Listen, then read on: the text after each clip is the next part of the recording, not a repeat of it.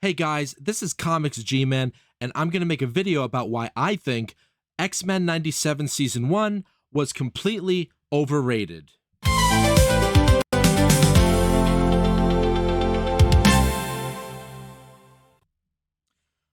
Alright, so this will be kind of like a review and like a criticism thing at the same time. I'm going to go episode by episode. I'll try not to be too detailed, but if I do, sorry. If you're up for a nice detailed critique of X-Men 97, then stay tuned. This will be your video. And even if you disagree with me, I'm sure you'll find a reason to get annoyed and comment. All right, so guys, I started X-Men 97 because one of my coworkers were telling me that I need to watch this. It's a great show. If you like the original show, you're going to love this. And yes, I do love the original show, X-Men 1994. I have all the seasons, as I said in my previous videos.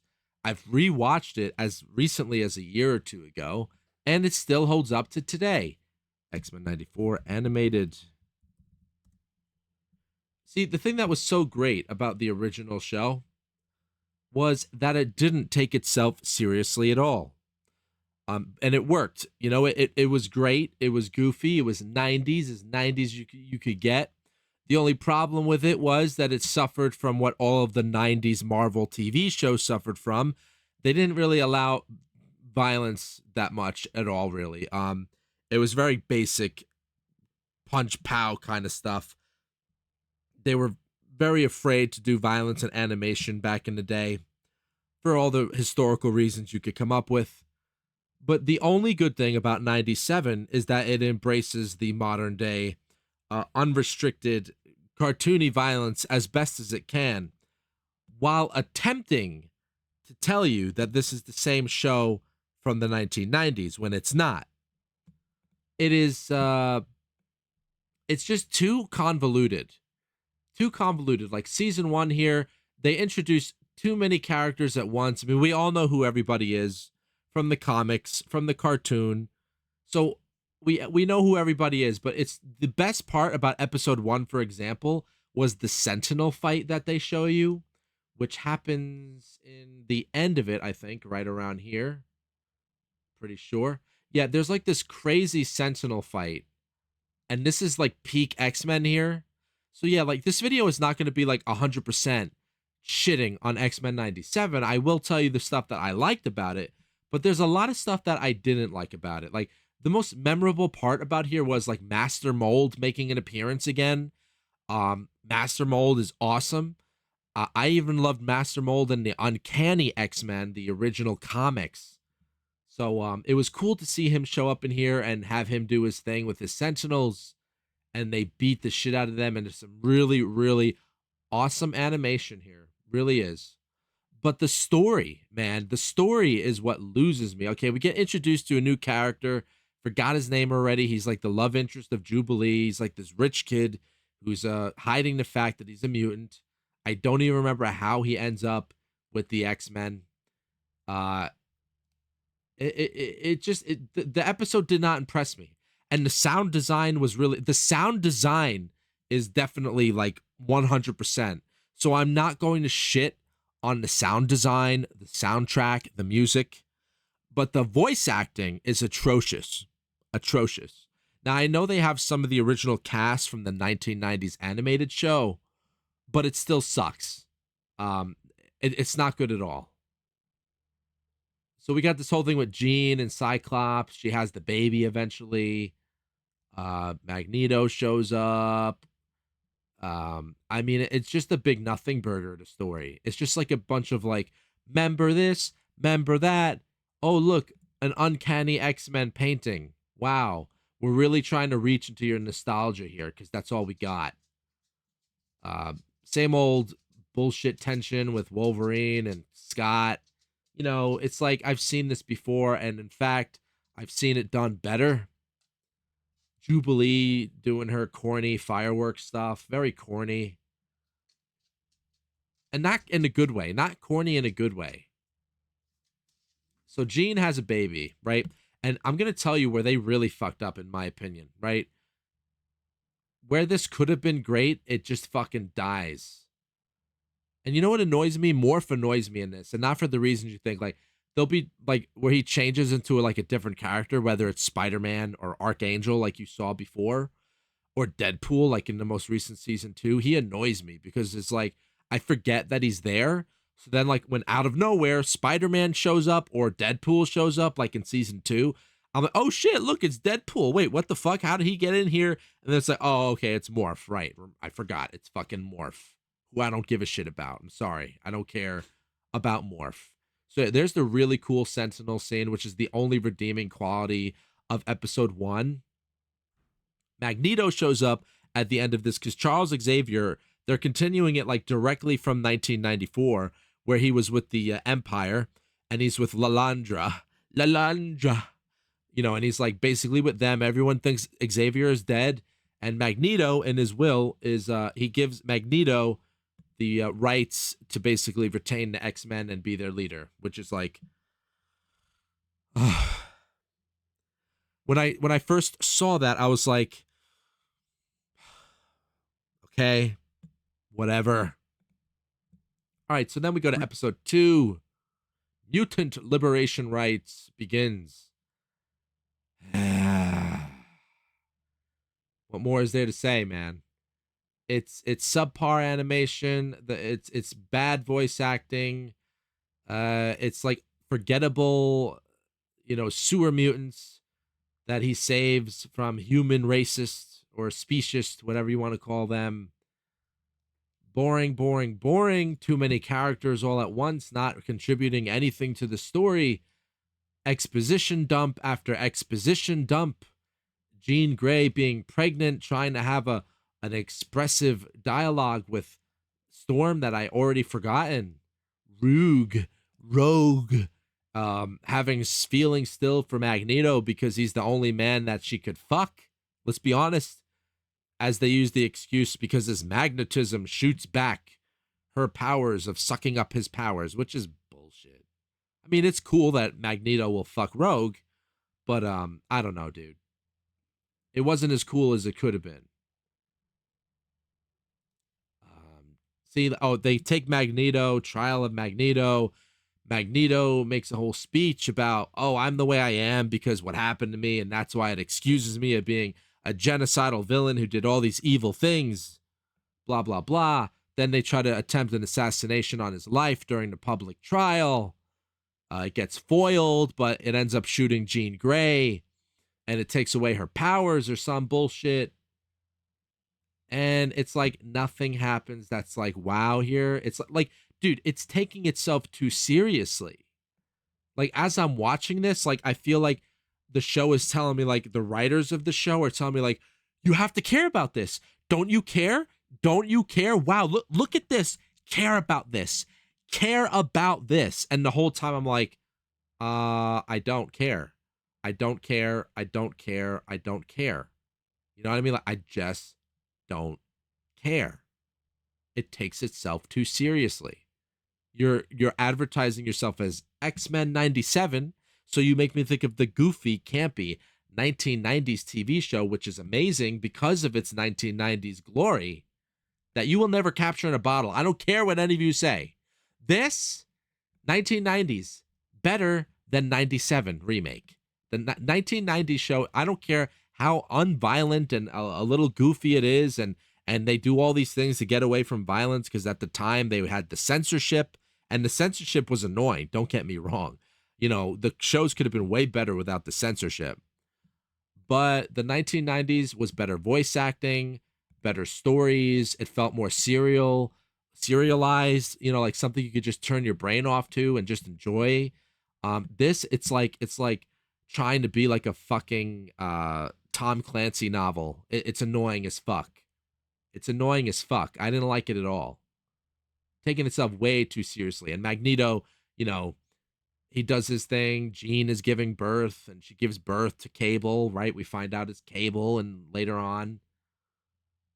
This is especially when they lose me, though. I don't know if it happens here in this episode, but we find out that something is going on with Sinister.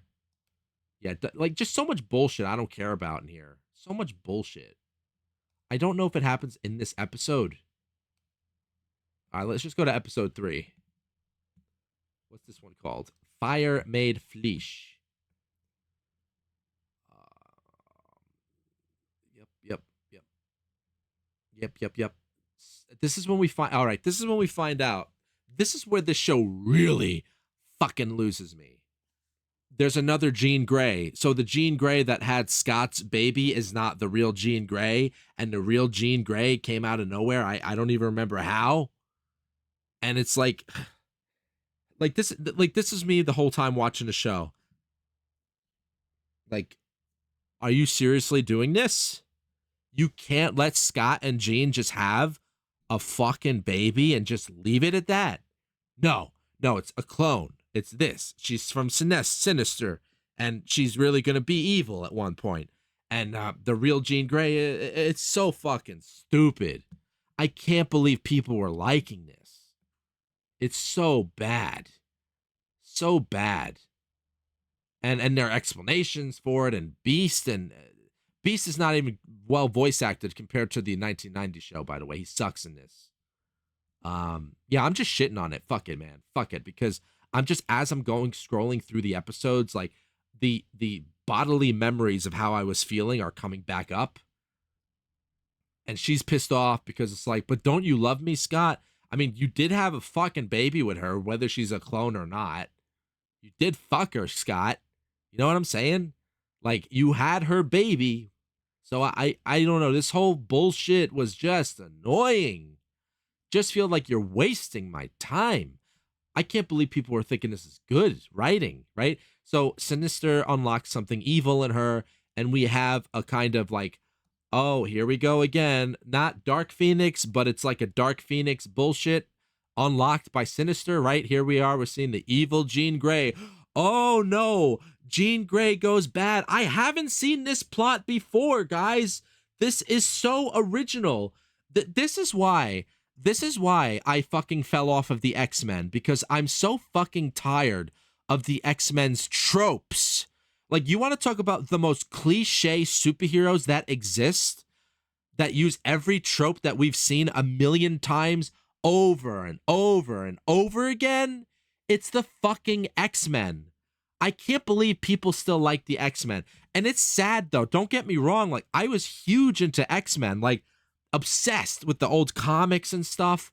Loved Wolverine, Cyclops, all those guys. Apocalypse, Magneto, Xavier. Like, I love the animated TV show because how stupid it is. Like, it doesn't take itself seriously. So from allowing it to be goofy and stupid in the 1990s, it just serialized itself and just came up with goofy stuff on the spot. You know what I mean? Like, they were just like, all right, let's just do this, do that, do this, do that. Like, but this, it's like they're presenting you something in a new form with like nice stylized animation, and they're trying to make you believe that it's like original and new and like something else, but it's not. Like, so it's taking the worst tropes of X-Men and giving it to you in the prettiest animation that it can. But for those of us, at least for me, who has some experience with X-Men from my childhood and teenage years, loving the movies, right? Even the worst movies I went to see and loved them, even though they were bad. Even me, somebody who let a lot of it go, this is too much for me, because it's like it takes the worst parts of X-Men that I don't like anymore, and it shoves it in my face. So, oh, okay, here we go. Jean Grey goes evil, and we have to get her back. Like, I haven't seen that before. Gambit is getting jealous about Rogue. Like, we can't even just have Gambit be with Rogue, right? Like, we have to get him cucked. Like, Gambit gets cucked by Magneto. So we can't even get that satisfaction out of the show. You know what I mean? Like, he gets cucked by Magneto. And it's not because Gambit can't perform, bro. I'm sure Gambit is a fucking tornado with the ladies. But Magneto has a special ability where it doesn't affect, Rogue can feel him without sucking up his powers and killing him. Like, they couldn't figure something out for Gambit. Like, they couldn't figure out, like, maybe Xavier would come up with some technology for them. You know what I'm saying? It's a comic book. We could come up with shit. We could get Gambit and Rogue to bang each other. Why not? But no, we can't do that. Gambit needs to get cucked and he needs to go off and ruin his life and feel like it's worthless. Um, they go to hell at one point, but it's not even cool. It's not even cool. Yeah, I mean the animations look good. I'm not saying the animations are bad, but I'm saying it sucks. It's worthless. It's soulless. It's it's just taking. It's like I always say for all my other old criticisms. It's taking the husk of 1990s X-Men that we all loved and grew up with. Although I was not even around at the time, but I did watch it as a kid, and I rewatched it over and over again over the years.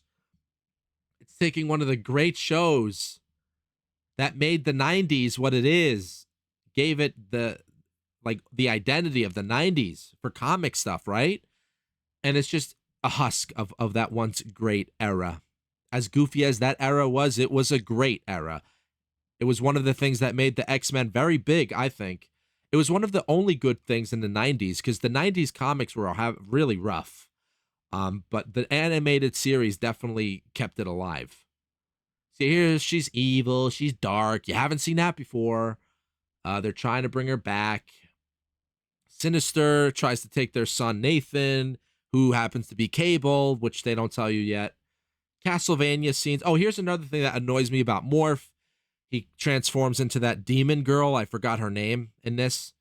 But like when he showed up as her, I was like, oh, what's she doing here? That's cool. And it's like, oh no, it's not her, it's Morph. It's like, fuck you. Fuck Morph. I don't like Morph anymore. He's annoying. He's annoying. Um, so they eventually defeat her. Logan is like, Jean, uh, I could fuck anybody I want, but I still want to fuck where Scott's been. And we're still playing off of the trio romance bullshit. I can't believe people still like that. It's so annoying to me. The polygamous bullshit between Wolverine, Scott, and Jean. So annoying. Um, yeah, I mean, so, we go through that, blah, blah, blah, blah, blah, blah, blah, blah. Boring, boring, boring. And then we end up with Storm and Forge, who are good characters, but suck in the TV show. In this TV show, at least. Forge was way cooler in the TV show, and Storm was way cooler. Remember that episode where she went to Africa to fight, like, the volcano god? Million times better than this shit that they gave us with Storm. So here's episode 4, Life Death. More talky talk. This is where Jubilee gets sucked into a video game with Roberto, this like fucking lame ass character that they stick in, probably from the Jared McKay run. The Jared McKay run sucks. That was like the most recent X-Men I read like a year ago. It sucks. Great art. Whoever was doing the art on the Jed McKay run was great, but the story was blah. So you have Roberto and Jubilee. They get sucked up into a Nintendo cartridge, and it's Mojo. If you remember him, he was in the 1990s, but he was cooler in the 1990s. Like he had a whole game, everything, and it was okay. The only cool part about this episode was like the video game retro aesthetics that they inserted into it. But again, it comes off as fake and gay because it's like, oh, we have no depth. There's nothing to this show, but we want you to take it seriously. And also, here's some nostalgia bait for you, you stupid cattle. That's what it feels like to me, really. And Jubilee overdone. Forge and Storm. Storm lost her powers because, she got shot in the beginning of the show. I'm sorry, I made the mistake where I said Jean got shot by the attempted assassination of Magneto. No, it was Storm. Storm loses all her powers, and now she's like sleeping it out with Forge and banging him and stuff, and they're doing all this goofy stuff with each other. And again, the voice acting is atrocious. So, if it wasn't trying to take itself so seriously, the atrocious voice acting would be forgivable. But the fact that the show relies too much on dialogue, the voice acting just gets really repetitive and bad, and it's not believable at all. It's not believable at all. So yeah, Forge, and she gets attacked by like this demon thing out of nowhere, which makes absolutely no fucking sense. And again, stupid. Let's go to episode 5. Previously on X. Episode 5. What happens in episode 5? Oh, they're at a city with mutants. I think he gets attacked at one point. It's like Genosha. If you guys are familiar with Genosha, you know, where they like genocide a bunch of mutants and shit. Blah. It's like this great city they go to, but it's not Genosha. It's some other city. I already forgot what it was because Genosha happened already. Like I honestly, I don't even remember this episode, dude. Isn't that funny, dude? This episode is called Remember It, and guess what? I don't fucking remember a single thing from episode 5. I'm even looking at it. I don't remember a single fucking thing here. I watched this episode, but I don't remember a fucking thing about this episode. Wow. Wow. Oh, okay. The only thing I remember about this episode is Gambit dies. That's it. So Gambit gets cucked by Magneto, and then Gambit sacrifices himself to kill a giant Sentinel. That's the only thing that happens in this episode that I remember. And I only remember it because when it happened, I was like, I just remember being like, really? You killed off Gambit? The coolest fucking character out of the X-Men cast, next to Wolverine, of course. Never gonna talk shit about Wolverine. But next to Wolverine, Gambit is the next cool guy. Don't tell me Cyclops, bro. Cyclops is cool. Cyclops is cool. But compared to Gambit and Wolverine, he's a square. Oh, I'm sorry to say that. I know that's hypocritical because, you know, people call Superman a square and I get pissed off when they call him a square. But I'm sorry, dude. Gambit is so cool. The Orleans background, the New Orleans background, his accent, what he goes through at Rogue in the comics, Wolverine, you know, like they got way cooler backstories than Scott. That's just my thoughts. So you kill Gambit, the coolest fucking character. And I know you're all going to be like, oh, they'll probably bring him back in season 2. Fine. But I just think, I mean, it was cool animation and all that where he killed the Sentinel, but cheap shots, no depth to the show. Episode 6, Life, Death Again. Oh, it's back to Storm, I think. Oh, this is where they go back to Xavier. There's that boring ass villain. What's his goddamn name? I even forgot his name. In the live action in Guardians of the Galaxy, he was the first main villain. You guys know who he is in the comics. I already forgot. It goes back to Lilandra and Xavier, and he's with the Empire in space, and everyone on Earth thinks he's dead, and he's about to marry Lilandra, and Lilandra's people are like, you can't marry a mortal human because he's not one of us. It's gonna mess up. They literally say like, oh, Lilandra is going to stick her juicy goos with this one's juicy goos and make babies that are like, the writing is so fucking stupid. There's literally I can't even remember, but like her sister literally says something like about mixing her juices with that one. It's like, that's the best you could come up with in the writing department? That's fucking stupid. There is better writing in the 1990s TV show. That's not good. And at least that show was good. At least it was fun. It was goofy. It was memorable. It was embracing. It wasn't embracing because it was the 1990s encapsulated in the TV show. You can't recapture that magic. So there's this bullshit. Forge saves Storm from the demon thing, whatever the fuck it is. Xavier is like gonna preach to these people at one point. Let me get to that part. It was so bad. Okay, so Xavier captures the minds of all of the Empire douchebags, and he's like lecturing them like he's a teacher. And it's like, it's so preachy, bro. And not in like a political way. Like, I mean, like just preachy, boring. I don't care what he has to say in this. It's so bad. The writing was just so bad in this. You know, the animation is good, but it's not enough for me to be like, this is a great show. It's just too much. You know, and I think the 30 minutes is too much. Maybe 30 minutes is too much. You know what I mean? It's too much time for dialogue, too much talking, not enough doing. So let's go to episode 7. We're almost there, guys. Hold on. Previous. Episode 7, Bright Eyes. Let's see what that one was, if I remember right. They're having a funeral for Gambit. Still, fucking, you kill off Gambit. Come on, dude. He's like the greatest guy, right? You should have just killed off fucking Morph. Because fuck Morph.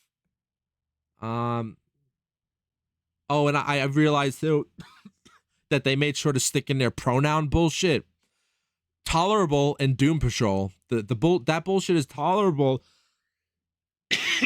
I could tolerate that bullshit in Doom Patrol because it's got a great cast. Excuse me. And the overall story of Doom Patrol is fantastic. But this is just cringe. Excuse me again, guys. I'm sorry. So Rogue, guess what? Rogue actually goes rogue in this episode because she's pissed off that Gambit is dead. Fuck. And she's like going rogue all over the place. Like she's like, I'm rogue and I'm going to go rogue everywhere because that's rogue. And they blow up that nice mutant city from the episode 5 that I was in, that forgettable episode. Everyone's dead. The mutants are dead. The innocent people are dead. Oh. Jesus Christ.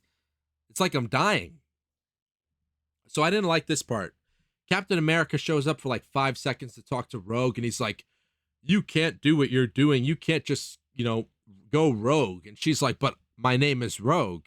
I need to go rogue, sugar, and my voice acting is pretty much fucked. It's been 30 years, sugar. What do you expect? And he's like, well, I mean, it's not only your voice acting that changed, Rogue. They drew you differently. I mean, your boobs are practically gone, and you've got no ass anymore. What happened? And she's like, well, what do you mean? It's been 30 years. He's like, yes, but technically, this is X-Men 97, so it's only been like not even a year. If we are actually going by the 1994 release, not even. So your ass and tits should still be there. Where'd they go, Rogue? Well, I had another fight with Miss Marvel, even though she's got no more powers. So I guess I must have absorbed her flat ass. I must have went to the Captain Marvel 2017 movie, and I absorbed that Captain Marvel's powers, and I also absorbed her flat ass and flat tits. Wow. That's probably what happened. So she disrespects Captain America here. I didn't like it at all. And this is coming from a guy who doesn't like authority, doesn't like government, but I respect Captain America, motherfucker. Captain America is the man, dude. I don't care what you say, because even though he sides with the government a lot, when the government is like totally wrong, he will admit it and he will do what's right. You know what I'm saying? Like, Captain America is the man. So she disrespects him, right? She takes his shield like he's nothing, and she fucking throws it across the Canada or whatever the fuck she is, right? She throws his shield like, fuck you, Captain America. It's like, did he deserve that? No. Because first of all, bitch, I love Rogue. Don't get me wrong. I got statues of Rogue. I got like, I don't know if you can see it. You know what? Let me try to move the camera up. Let me try to move the camera up and zoom it. There's like a couple. 1, 2, 3, 4. I got her. You see that green one next to Spider-Woman? Oh, let me get my finger up. This green one there, that's one of her. There's Storm. And I got like a whole bunch of them hung up on the other side. You see the white papers behind it? Well, that's because they're facing the other side of my room. But on the other side of my room, I have the entire solo series of Rogue. The one from 2001. And the one that was like roughly based off of the X-Men movie where they designed her like the who played Rogue? Was that Ellen Page? Wait, who played Rogue in the X-Men 2000 movie? Was that fucking Ellen Page? Holy fucking shit. Was that Ellen Page? X-Men movie Rogue 2000. Because that'll explain why I had a crush on Ellen Page even in my teen years, because I think I had a crush on Rogue in the X-Men movies as a kid. Oh, no, that's not her. That's, what's her fucking name?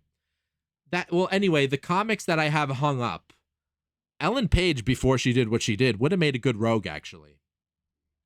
But anyway, I mean, at least if you're going for the emo Rogue, like they did in this X-Men, but if you're going for like the big boobed Rogue, Dolly Parton would have been a great Rogue. No, I'm kidding, because she's not an actress, but if like you had Dolly Parton when she had the big boobs and shit, and maybe made her just a little thinner than she was before she changed her breast size, Dolly Parton would have made a fucking awesome Rogue, bro. Like Rogue is basically like Dolly Parton for comics, bro. I know that sounds crazy, but that's how I always looked at Rogue, like a bona fide Dolly Parton who could beat the shit out of you. Isn't that awesome? That's fucking awesome. I think it's awesome. But yeah, anyway, um, I have those comics of Rogue. Rogue, you know what? Let me just look it up. X-Men Rogue 2004 solo comic, I think it was 2004. I might be wrong about that. Yeah, I got this one hung up. This one, and there was an older one that showed about an older guy, like one of the first guys that she fell in love with, and like she killed him almost with her powers. It's not on here though, but that one was really good too. But that one was on like numbers 1 to 4. Yeah, look, I love Rogue. Great design. She's such an awesome character. That's why I did like the Gail Simone one a little bit, but it didn't. Gail Simone did not keep up good with it. But it was a great try to have Rogue have her own series and be in charge of the X-Men, of her own X-Men. I mean, great idea because she's an awesome character, but it just got kind of old after 15 issues. It was losing me, and the whole crossover stuff where they were like breaking into prison with crossing it over with the X-Men main book. It wasn't good. It wasn't good at all, guy. Oh, here it is. This is the one. This was the X-Men book. I mean, that's the cover. There she is charging at you on that cover. That's an awesome one. I highly recommend you look it up. I can't find. This is all in a different language. But yeah, that was the comic basically. But yeah, dude. What was I trying to get with that? Oh, so I'm just saying though, like I love Rogue. So when I'm talking shit about this, I'm not saying I hate Rogue. I absolutely love Rogue. But I don't like how she disrespects Captain America here. I don't think Rogue would have done that even in her anger. Um, I mean, she would have talked shit. It would have been enough if she was giving Captain America lip. But I think he deserves respect because, like in the Civil War, he sides with he sides with the superheroes and their freedoms, their rights to be superheroes, without having to register with the government and be subservient to the government. Like, Captain America always does the right thing when it counts. And she knows that. She knows that. I don't think that was right what they did. I think that was disrespectful. Captain America deserves better because in the Marvel line, he's like Superman. He's like Marvel's Superman, like he was in 1941. He gave Hitler a punch in the face, bro. So all I'm saying is Captain America deserves a bit more respect than that. I know they're trying to be, oh, look how strong Rogue is. She could take Captain America's shield and throw it across the country. We don't need you to do that. We don't need you to diminish Rogue.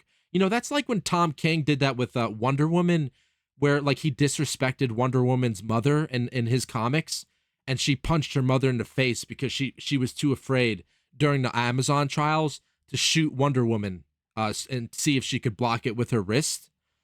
So Tom King had Diane punch Wonder Woman's mother in the face in front of all the Amazons and be totally disrespectful to her. And so then they did the same thing with Wonder Woman's daughter, Trinity, and Trinity punched Diane in the face. A tradition of being disrespectful to your parents, right? Like, it's fucking ridiculous. I'm not even a parent, dude, but I'm just saying, like, I don't like that. I don't like that shit. So anyway, back to this. More bullshit that I don't care about. The mutant city was attacked. Roberto reveals himself as, I'm a mutant, mother. And she's like, oh, we always knew you were a fucking mutant Roberto. But we can't let you tell the stockholders this or go out in public about it because it'll ruin our stockholders and blah, blah, blah. Don't care. And just more bullshit. More bullshit. They come this is you want to know fucking stupid? You want to talk about fucking Deus Ex Machina bullshit? This guy, they go to kill Trask.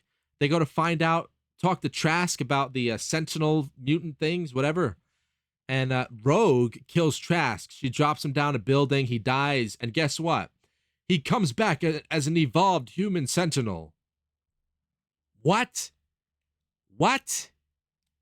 This was so fucking stupid. Oh, another morph thing that they did that pissed me off.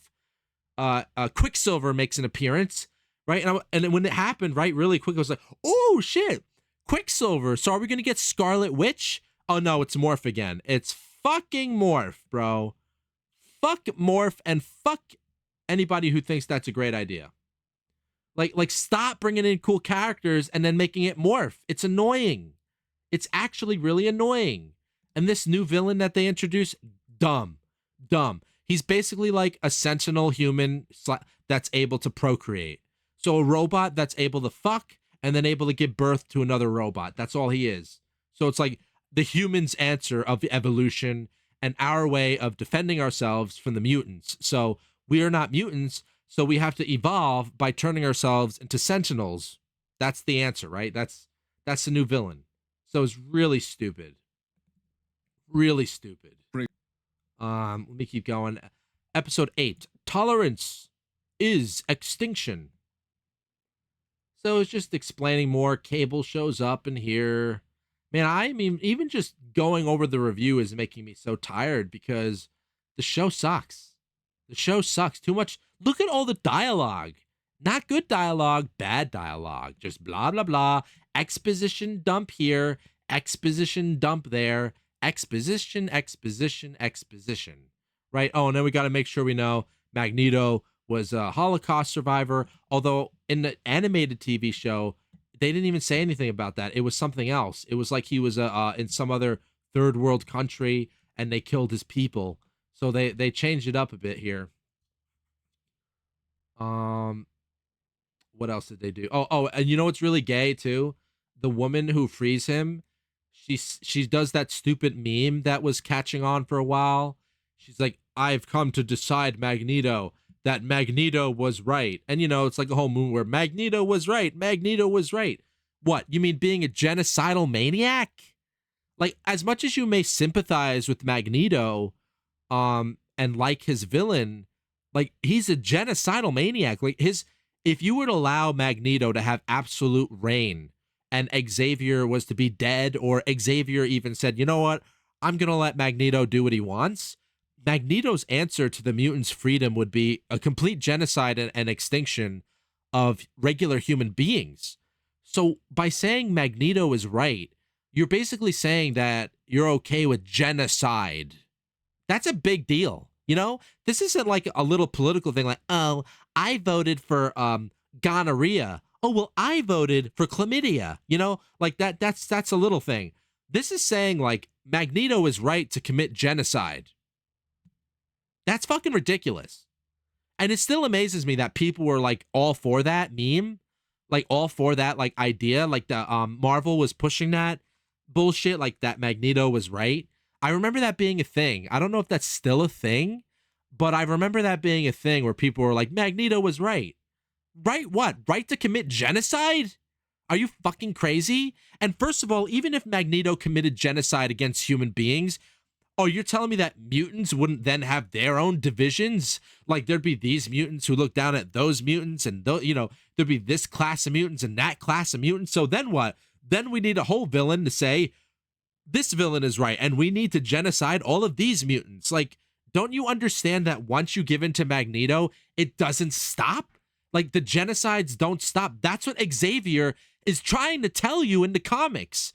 Like, once the violence begins, it doesn't stop. That's why Xavier is so fucking important. Even though you might think, oh, he's a pain in the ass, he's a goody two-shoes, but he's right, dude. It's like Christ. It's like Jesus. It's like, you know, forgiveness, you know, peace. Even though it'll never fully be happening, Xavier's vision will never fully come. But if you get rid of Xavier's vision and you totally give in to Magneto, the genocidal cycle will never fucking end. It'll just be one after the other. Oh, these people now need to be executed because they're annoying, or these people need to be executed because we're the fittest people, or we're the strongest and they're weak, and never ends. That's why Xavier is important. So that bullshit that Magneto is right is a fucking dumb political thing that only idiots who have like an IQ of 5 will be like, oh yeah, that sounds great. The Magneto is right. Magneto is right. Just saying. Just saying. All right, so off of that tangent, sorry guys, but that pissed me off that they stuck that in there like that. It really did. It really did, because Magneto's not right. He's an asshole. He's sympathetic. You feel sympathetic. You understand why Magneto is the way he is, but he's bad. He's evil. You know, unfortunately, he let the evil people of his past and who did all the horrific stuff to his family and you know all of the horrible things that he witnessed humanity do to others, he allowed that to turn him into the monster too. So how is he any different than the monsters that he says he wants to fight? Right? Classic Christopher Nolan Dark Knight movie, Harvey Dent quote, right? You fight the monsters, you end up becoming the monsters, right? That kind of shit. Um, so this is like a goofy ass. You know what I was thinking when I was watching the last two episodes? So the Sentinel humans take over, and it's like Night of the Living Sentinel. That's what I was saying to myself. So everyone becomes a Sentinel. All the regular human beings who hate the mutants, they become living Sentinel zombies for the Sentinel villain, and they're like trying to survive them and stuff. And it's really stupid. It's just stupid. I don't know how to explain it. Like, look at this shot here. Wait. Like you got regular innocent people with jet boots. Like their feet, they're sentinels. They're living Look at this. Like that's just the old guy who just turned into a sentinel. Regular people like who are flying in the air with their fire coming out of their feet, and they're like zombie sentinels. So Night of the Living Zombie Sentinels, X-Men. But it's not good. It's not fun. It's fucking cringe. It's fucking cringe throughout the whole episode.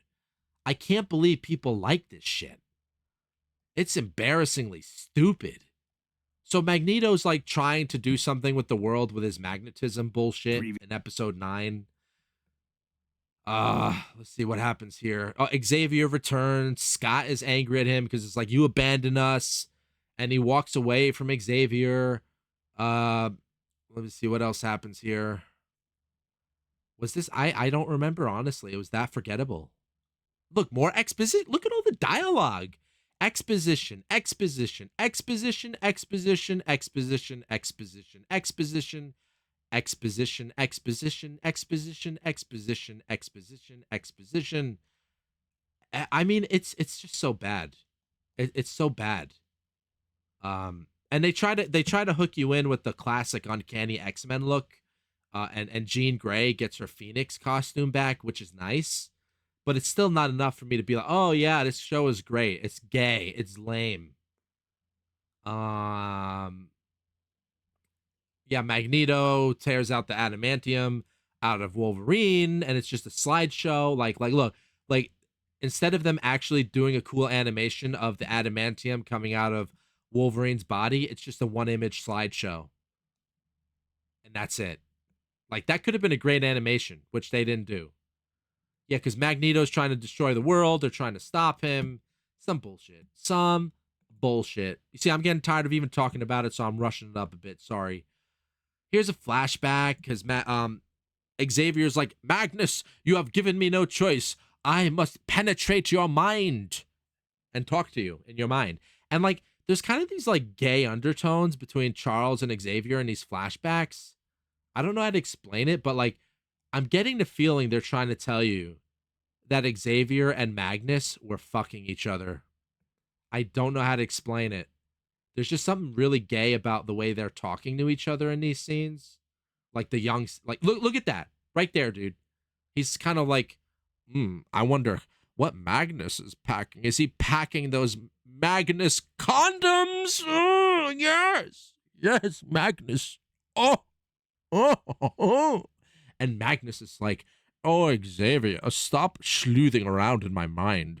Ooh, actually, Xavier, sleuth in my mind right there in the brain. Oh, yes. And it's like gay. It's just gay. I don't know, like the way they made them look, at each other, it was just homo, bro. Like, and I never had that feeling about Magneto and Xavier ever.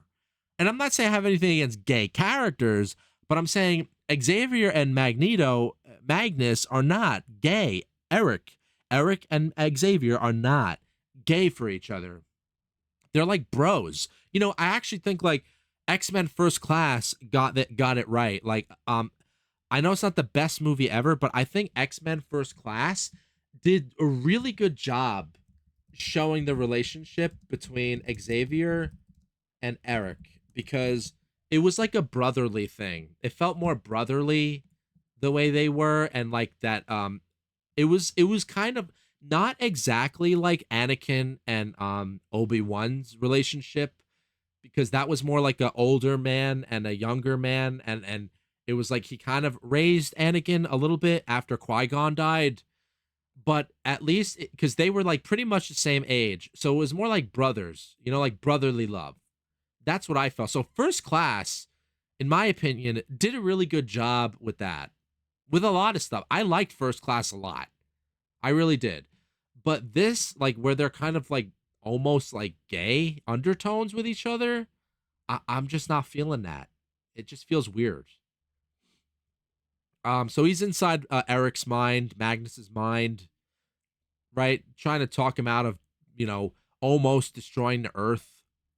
Here we are getting some cock teases of literally the Iron Man from the 1990s TV show, which is probably better than this, as bad as that show is.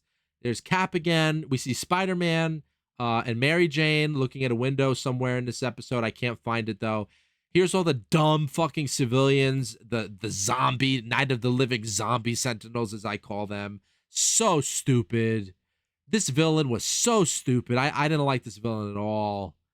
Extremely forgettable. Oh, there was Daredevil too, right? Daredevil from the 1990s specifically, right? Daredevil, who showed up in Amazing Spider-Man TV show a lot. What happens here? Just more bullshit. Just more bullshit, man. I don't even feel like going over it because it's just exposition, overly done, taking itself too seriously. Oh, look, they did it again with Morph. They did it again with Morph. I just saw that where he's Mr. Fantastic. Did you see that? There, Mr. Fantastic. Fuck you guys and Morph, bro. Stop teasing me awesome characters and then just making it Morph. It's really annoying. Really annoying. It's not fun at all. It's just annoying. They just play up Cable. Oh, there's Mary Jane and Peter from the 1990s TV show watching the TV because everyone's saying the world is ending and stuff and all that bullshit. They play up Cable being the son of Cyclops and Jean. And you know what? I think that's it. I think I'm going to end it here because I think you get my point. So it just ends because it's going to continue off of season 2. They end up going back in time to Apocalypse's time. And Rogue, Magneto, and Xavier go back in the past and get lost. Scott, Jean, and the other characters get lost in the future where Cable is a kid, right? So there's Apocalypse in the past, Apocalypse in the future, and season 2 is a whole other beast to go over, and that's not even done yet. The Apocalypse arc sucked, but I will go into more detail of why I didn't like season 2 in another video. And the only good thing to come out of season 2 was the latest Wolverine episode, which was awesome. But that's it. So out of 16 episodes altogether, season 1 and 2, the only good episode for me has been the Wolverine episode, which is the latest one, which is terrible. Terrible. And they want to do 10 seasons of this shit? Oh my God. I can't believe people are swallowing this shit. Hey, whatever. If you enjoy it, no shit on you. Great for you. But for me, blah, blah. I've seen better. I'd rather watch the 1990s over again. But I will only watch this because it's material I could use for my channel. All right, guys. So that was a very detailed complaint, criticism of this show. Hope you enjoyed it. And if you didn't, that's fine too. Let me know in the comments your disagreements, your agreements, whatever you feel. Like and subscribe. Comment as you see fit.